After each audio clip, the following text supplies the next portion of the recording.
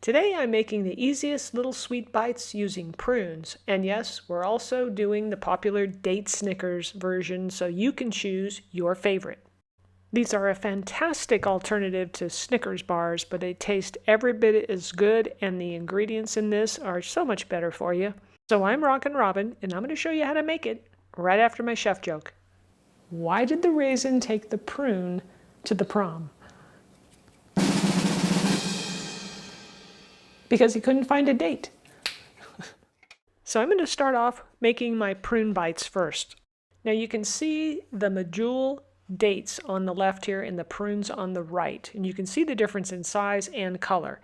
The difference being between them and as far as taste goes is the Medjool dates are more caramel-like. It's a wonderful flavor, but it also has a lot more sugar than a prune.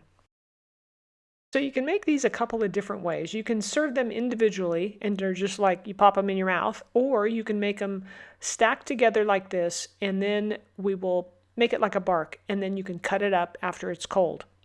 So if you want to make the bark style, you're going to place some saran wrap over your prunes and you can either use a rolling pin like I've done here and you're going to push down and smash them. I didn't find that this worked all that great. I liked using a glass better, so I'll show you how I do that. Now you want to have the prunes touching each other so that they kind of create a solid surface as best you can. That's why the glass worked a little better with the prunes, because they're kind of round. So anyway, smash them down until they're pretty flat, and then I'll add my peanut butter. Now be careful when you pull the saran wrap off so that you don't pull apart the prunes. So just do it real gently and it'll come right up. I opened a brand new jar up of Laura Scudder's smooth peanut butter and it took a few minutes to do that. If you're using peanut butter that's been stored in the refrigerator, it's going to be really hard and thick. So you'd want to put that in a little, dish and pop it in the microwave to soften it up. It'll make it spread on the prunes way easier.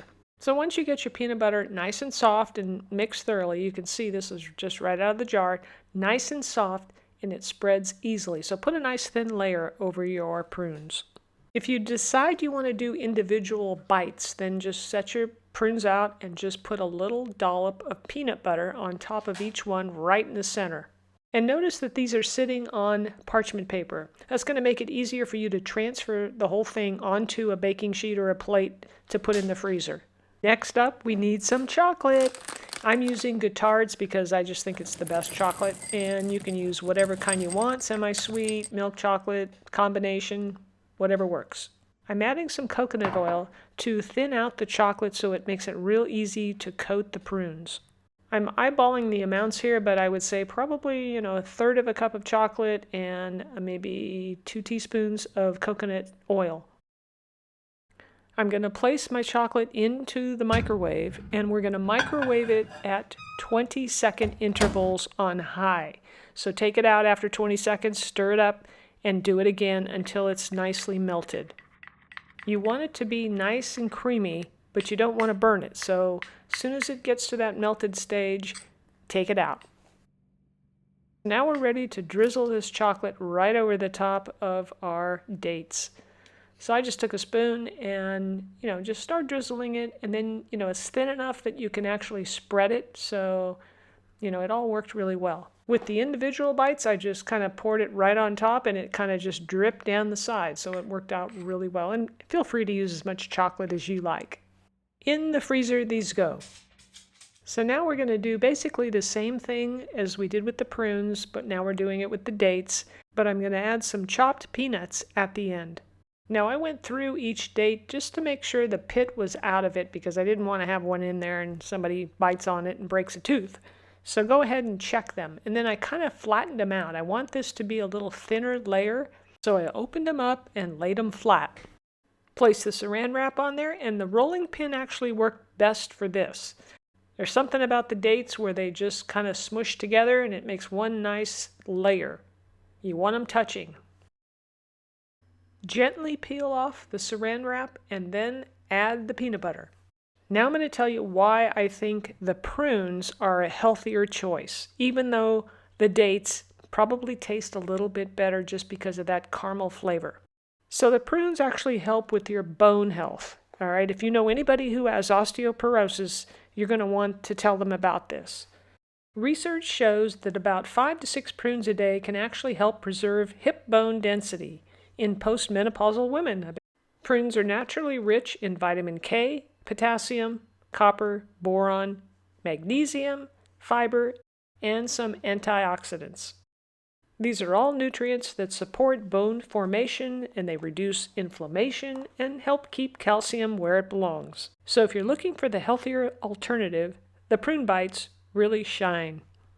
Now, to add to the dates, I'm adding some chopped peanuts because I want people to be able to tell the difference between the dates and the prunes, and this made it easier.